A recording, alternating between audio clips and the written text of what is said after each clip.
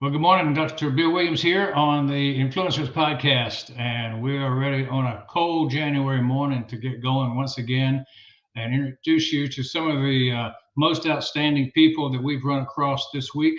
And I want to start today with the publisher of Crypto Hipster Publications, Jamil Hasan. Now, uh, Jamil's up in Connecticut, and so we want to bring him on the Influencer Podcast right now. Hello, Jamil. Hi, how are you? So good you're here. I'm glad you could join us. And Excellent. I've been interested in this crypto his crypto history, crypto hipster Mhm.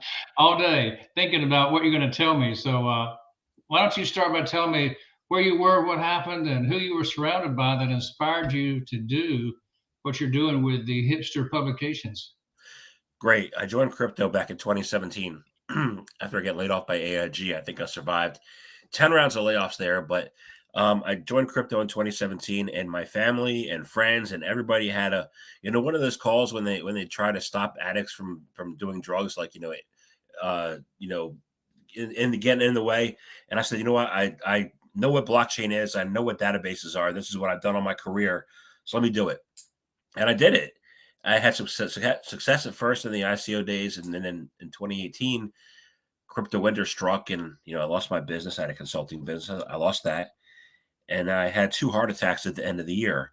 And so I spent 2019 recovering from two heart attacks. I wrote a book called Regeneration X, and didn't get too much traction, but a podcast company or a tech news company in Ireland asked me to host podcasts, and I said sure. So over the course of a year and a half, I had 182 podcasts that I hosted. Then I asked for money, and they said, you know what, buy. You don't have an X factor, buy. So I took my podcasts and myself, and I said, okay, I'm going to start my own thing.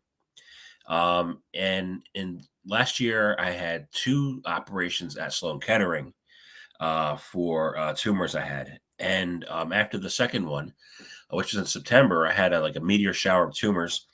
And they said, you got to recover from this. And how do you recover? Going into September, I had 4 books. Now I have 73. The way that I recovered from, operations from Sloan Kettering, from the cancer treatments, all that, and I've done really well now, is I wrote all those books and took my podcast and created them into books. And that really helped me develop a mindset that I was going to recover from my physical and, spirit, my physical ailments. And I did so far, and I'm doing really well. So I just kicked off season 5. Season 4 I had 26 interviews, but season 5 now is underway, and I'm starting out really well, and I'm looking forward to this year. So part of my podcast and my books are because I want to document the history of my industry, and part of it's because it's been a way to recover from desmoid tumors and heart issues and all that stuff. So it's been a great godsend.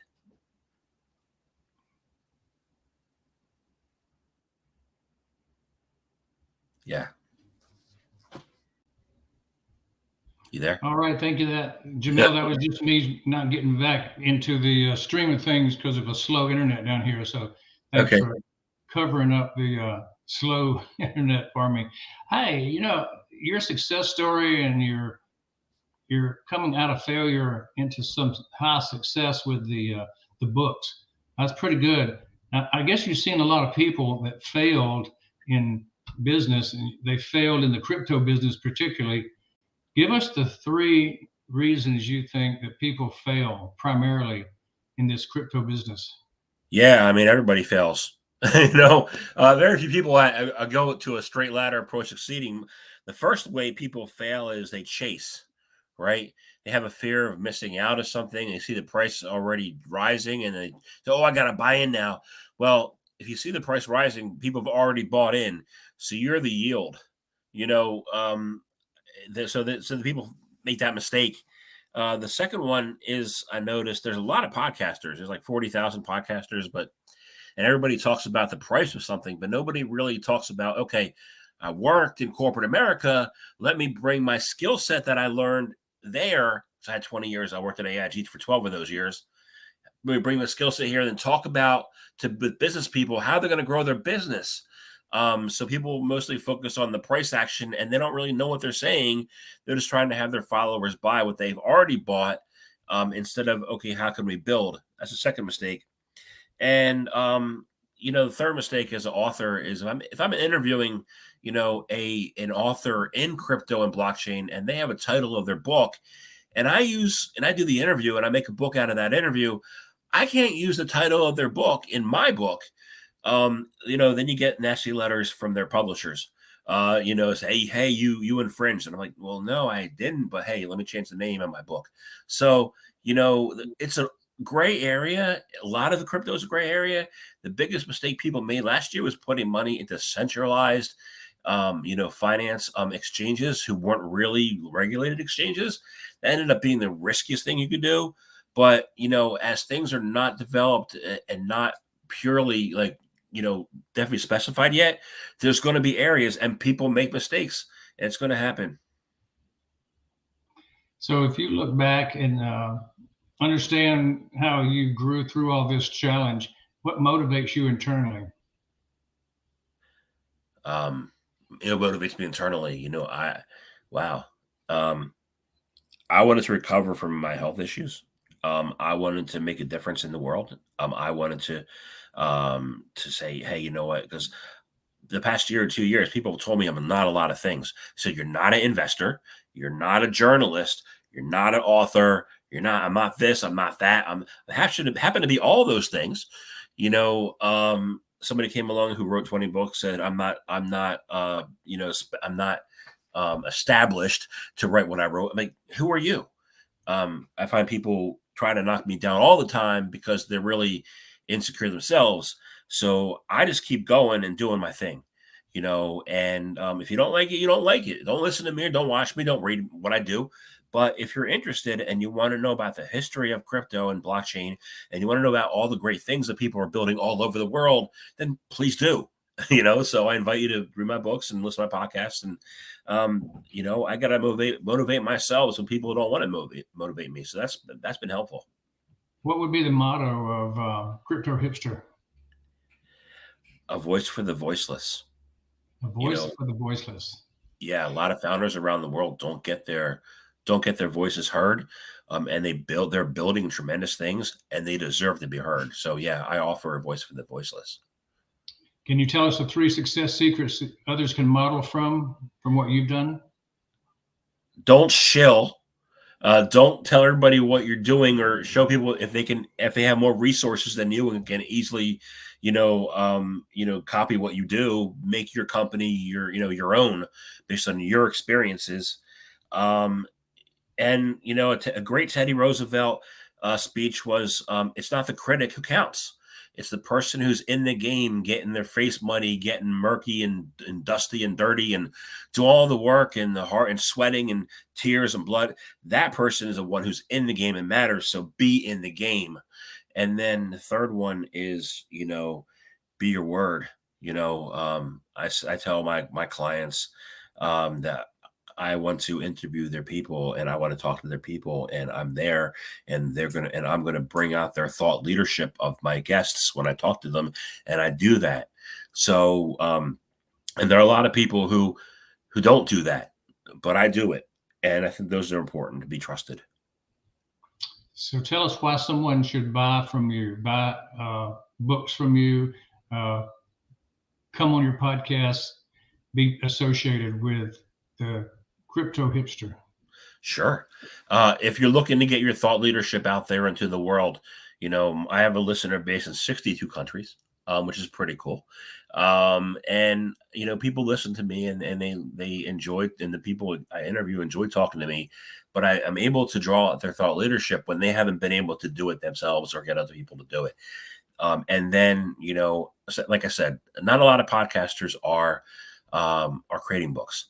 But those books are long lasting, and those books document the early days, and it's still early days, of what this industry is and what it's been all about. And I bet there are a lot of, industry that you would love to know, what the early days were, kind of like refrigeration. Like, what were those early days in the 1930s with, the greatest generation and the silent generation creating all these things? There's no books on that. But what would those books look like when you look back 50, 60 years from now? Oh, this is what it was like. So I think that's really important to capture history. I do that. So if you're interested in that kind of thing, then yeah, definitely. I understand that pretty well. It's like talking to my young kids about the black and white TV and the times where we actually had phones that were connected to the wall to talk on. Yep. I explained to my son last night, how we had an antenna on the black and white TV and you would see double the person in the room, every time. So they didn't understand what that was. Yep. Tell us who your ideal client is, Jamil. I have three. People don't think that. I have three. One is the listener, the end user, the listener, right? I want to make sure that they understand, what I'm doing and what blockchain is all about and crypto is all about. So I wrote my books in a way they can easily understand. Two is the guest I interview. I want to make sure that person has a great experience and has their thought leadership out in the world. And then three is the person who introduces me to that guest. I want to make sure that person looks good, so that person can be trusted as an agent or whatever, so that more clients can go to that person. So I got to have different relationships with all three, and I got to build my relationships based on trust for all three. So when a lot of podcasters think that they're the client and they're the personality, and I'm like, that's not how I do it. How I do it is I have focus on the customers. I like it how you shift the presence to the person who is the real star of the show, the interviewee. Yeah. I'm just a facilitator. How about finding that ideal client? How do you do that? I build relationships with agents, journalists, writers, publishers all over the world. My podcasts are in, like I said, 62 countries now. When I was with the old place, it was 155 countries. I hope to build it to there again, but I'm ex-AIG, so I built global businesses. So I had to do that. That's what I do. So that's kind of like my bread and butter and wheelhouse. So I enjoy that. Tell us your well-defined products and services so people get a real clear picture. Books and podcasts. Real simple. I have different kind of books. Like my big book this last year in October was Old Paradigms Die Hard. That's where I interviewed 15 people who were in the Ukraine and captured what they were going through. They were creating borders on the front lines. They were, under the rubble. Those people. I interviewed them and I created that into a 50,000 word book. But then my other podcast, I usually take 3 or 4 podcasts, make a 20,000 word book, and then make the individual chapters in the book so that, if you only want to focus on one chapter, you can. But those are the things, crypto podcasts and books. That's like, I don't want to expand way too much beyond that right now. So. Well, I like the formula. How do you crush your competition? I know there's a lot of competition for the ear. How many podcasters worked 20 years and worked at AIG? So when you look at competition, I'm like, I have a different perspective. There's like 50,000, podcasters, but, and they all talk about the market and the prices. And I talk about business. And so, in crypto, it's important. Like in old school finance, being in competition is important. In crypto, it's all about the community. So you're either extracting from the community, or you're giving to the community. And I like to think that my books and podcasts are a contribution to the community, and, competition kills community. So my focus is on the community. How do you handle objections? Objections or rejections? Objections. Well, I thought I was going to be, recognized by a publisher, and I was, for patent infringement. So I had to take down a book and rename it. There's lots of people have objections because they don't understand technology yet. But I was in the internet back in the mid 90s at graduate school. It took me an hour to dial up under the Drexel, internet. And then my college was Virginia Tech undergrad, and we had an Ethernet. So I've been around, internet, Ethernet community for like all my life almost. So there are people who object because they don't understand it, and I try to help them to understand it better.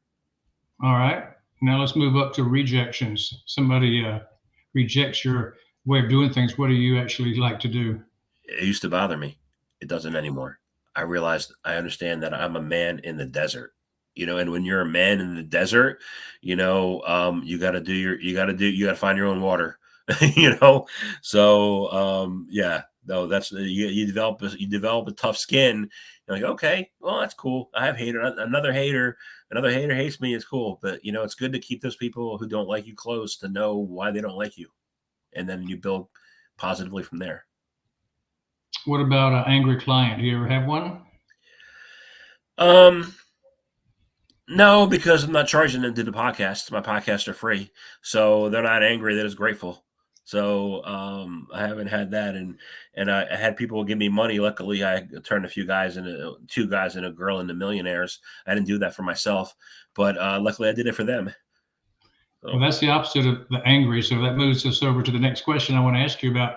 How do you deliver 5-star client experiences? I just keep my word. I am my word. I become my word. I'm like, you know what? I'm going to work on this. Or if somebody doesn't like a question, I take that question and I change it to what they want to hear. I make sure I draw out their thought leadership. It's really important. Like, there are some podcasters out there who, like, I saw one guy who was interviewing a Bloomberg guy who focuses on Ethereum, Bitcoin, and stable coins. And then the podcast host started talking about his Solana investment. I don't do that. I make sure I talk about the client, the customer. And usually when I do that, everything goes pretty good. When I move it to myself, then that's why I don't do a lot of podcasts. Like, where I'm the guest, then things don't necessarily go great. But if I interview people and make sure they're the star, things usually go well. I can see it. Now, how do you convert those clients into brand ambassadors to promote more about what you're about? Yeah, that's a work in progress. I love to know. I love to have a formula for that. I love to have the textbook. I can open it up, go to page 45 and say, okay, I do this. And that happens. There's a lot of competition in the ambassador space. There's a lot of, social media influencers who have 1 million followers, but no one knows who they are really in real life. I do things on a granular level, and I guess, what's the word? Organically, and grassroots. So I don't have as many followers as these people, but the people who follow me and who I know more people. So it's just a trade-off, and I'd like to keep things organic. Yeah, here's an interesting question. Would you rather have 1 million followers that you influence that pay you maybe a penny a month, or would you rather have 100 followers that pay you, $1,000 a month? 100 followers is a lot for me, so 100. I have close friends. I have some close friends, not a lot, but the value I get from being in friendships with them is tremendous. So I'd rather have to get to know people and get them to know me. Yeah. Yeah, the future for influencers, I think, will be moving to fewer numbers with higher connection and certainly higher revenue generation. The model is changing. It'll be interesting to see what that looks like, because right now there are a lot of people on Twitter who have 1 million followers, and I'm like, how? They're like 20 years old and they know 1 million people. You don't know 1 million people when you're 20. You know people from when you work with them, and when you collaborate, when you go to the Dunkin' Donuts for a break, or you go to the tailgating at the Jets game. That's when you get to know people, and then they get to know you, and that's where the value is, and that's where the life happens. Yeah, if you look at the overall social media that's being promoted today, I feel like silliness sells, and it sells for cheap. And I think the new paradigm is going to be success sells, and we'll find out that there's a lot more coming in the new platforms out there that will change the paradigm for for influencers, particularly who are serious? Hey, I don't shill tokens. The reason why I don't talk about my tokens, my investments are, because I don't want an influencer with 1 million, followers or whatever. A lot of them are bots. Saying, okay, buy this because I heard it was good because I think it's good. When I did all the tons of research into how it's going to be applied, like, you know what? I don't want you touching my investment. So I don't talk about particular tokens for that very reason. And I'm like, you know what? Okay. If they're talking about it, it's not going to be because I added to the conversation. Well, let's ask the question about what are you grateful for today? I'm grateful for what I have left. I used to go to the diner a couple years ago with a bunch of guys every Saturday morning, and I'm the only one left. A lot of people passed away because of COVID. I'm still around, and I'm grateful that my family and I are healthy, or as healthy as can be. So that I'm grateful for, and I'm grateful for relationships I have left. What do you do to start every day? Wordle. I haven't gotten a Wordle wrong in 1.5 years, so I do that every single morning when I wake up. Do you have a plan to achieve your goal in your business goal? I do. I have a certain number of goals I want to hit as far as my crypto investments, and a certain number of goals I want to hit as far as my books and podcasts. And as long as I am prolific and keep doing them, then I'll achieve the goals. What do you feel like you have to do to overcome these challenges that you're facing daily when life throws them at you? What are you actually, accomplishing every day? The one thing I create, no matter what, is the momentum. Even when the darkest dark looks the darkest, there is always going to be a light. So I look at that light, and then I start moving. I roll the ball. I don't kick the ball into the goal all the time, but I roll the ball in that direction, and I'm able to create momentum, and then I keep going. If you have a revenue generating idea, what do you do to convince your significant other? Be prolific and be committed and have conviction. Many times my wife especially my father-in-law has told me his opinions of me. And people have told me their opinions of me, and it's not favorable, but they see that over time that I have a conviction and I don't waver from that conviction. And then they eventually come around. And the worst thing any entrepreneur can have is an unsupportive spouse. I learned that a long time ago. But my wife has been supportive, and it took her some time, and now she is. That's true that entrepreneurs have a bit of instability sometimes, and it takes a strong spouse to stand alongside somebody who's challenging and going in different directions, and mid-course corrections happen all the time. I was a loyal corporate employee for 20 years, so very stable. So then when I was thrown out of corporate and I couldn't get back in, I had to do something and not just sit there, right? And being an entrepreneur and author is something that I thought I was going to be good at. So it takes a little while. Have you had paid digital media such as Facebook, Google, and LinkedIn play any role in your growth? I post all one of the things about being in crypto is they call it, okay, quotations, shit posting. I have to be actively involved in shit posting, which means engaging the community of people who are on there to be part of the community so if you have like a Jim Cramer saying, people who buy Litecoin are stupid, then I post a picture of Jim Cramer in a clown mask. I'm going to do that. That's part of being, and part of the community. So so that I do that. And I also post my podcast and my, interviews on there and links to my books. But you have to be engaged with the people who are in the same boat as you. And that's on social media most of the time. Based on your experience, what percentage of revenue do you recommend investing in paid digital media? I don't buy followers. There are people who buy bots. You see 100,000 followers, they're buying bots. I don't do that. Bots don't listen to podcasts. Bots don't buy books. So I don't invest in bots. I will, if I want to target and if I want to, have a podcast that's listened to a little bit in a certain geographic country, I will do a small like $12 and buy a Facebook targeted ad for a podcast. But I haven't done that in like a year and a half. I haven't needed to. But if I want to grow that, I think it's important to have like, you don't want to plaster everywhere. But if your client or guest is from Dubai, it might be smart to say let me put $12 into this marketing ad in Dubai. That will pay dividends.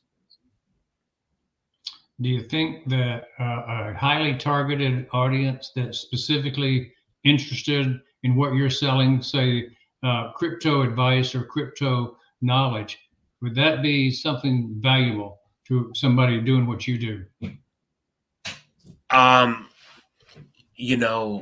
never market it as crypto advice. I look at things as far as business, and my background is in operational efficiency, databases, and project management. And if I see a project doing that, then I'm going to want to research it myself. There are a lot of people who offer crypto advice who never worked. How do you know if a crypto is good if you've never worked? You don't. So you have to really look at this person's background, who it might just be a marketer. Are they really knowledgeable and experienced in this area? And if they're not, you got to question that. I tell people that all the time. Is their background suitable for what they're doing now? And if there's no experience in it, then that's a red flag. Yeah, it seems like a pretty good gem there you shared. What advice would you give your 20-year-old self if you look back in time and go, okay, self? I wrote this down, and I think I said it. Yeah, I think I said it to you earlier. I said, follow your own path. There are a lot of people who want to tell you what to do, and are they successful at what they've done? So if you're an entrepreneur and you're blazing a new path, then you got to follow what you think that is. And a lot of times it might be wrong. You might learn lessons, but hey, that's part of being the entrepreneur. So I would tell my 20-year-old self, follow your path. And I would say some other things that I can't say on the show too, but hey. Okay. Jamil, who's your living mentor and what's the impact? I like to say I don't have one, but that's not true. I think every single podcast guest I talk to, it becomes a mentor because they share some wisdom with me about themselves and their lives. But I once, reached out to Tim Draper, who's a VC, billionaire, and I asked him for career advice. And he said, I won't give you career advice, but I'll tell you this. Do what you're good at, do what you love, and the money will follow. Everybody else I've run across who are billionaires said something contrary, but you know what? I believe him. And so that makes him a mentor. Yeah, my wife always said, take care of the people and the money will come. Dealing with patients in our dental practice, that was true for 46 years. Anytime I took care of the patients, they kept coming. Makes sense to me. So why is being impactful important to you?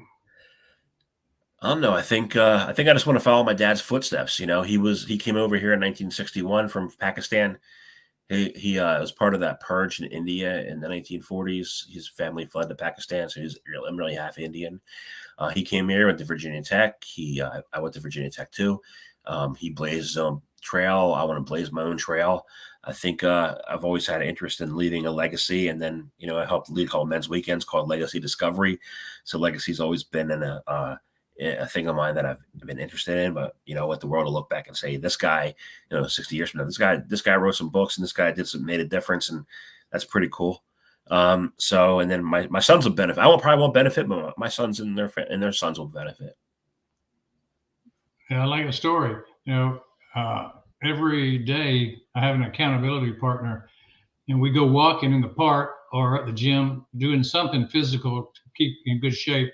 A friend who's from Pakistan lives here in Atlanta, Mohammed Sadiq. So I find one thing about my Pakistani friends. They're probably the hardest working people I know. Yeah, I agree. Tell us, Jamil, what do you want to be remembered for?